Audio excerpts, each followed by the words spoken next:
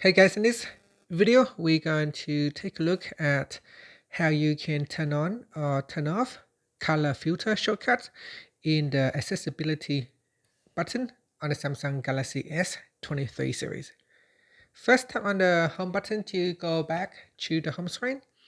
And from the home screen, swipe down at the top to open up quick settings. Then in here, tap on the settings icon. Next, we scroll down and then tap on accessibility.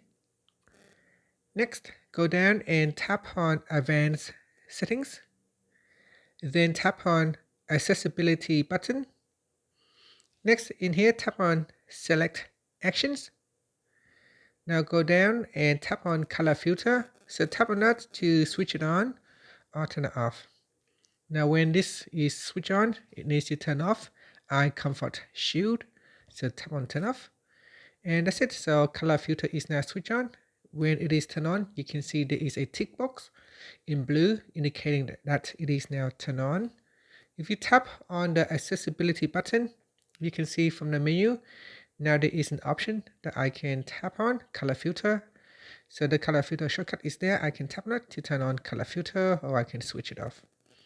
If you want to turn off the shortcut, simply deselect the item and it will be removed from the accessibility menu. And that's it.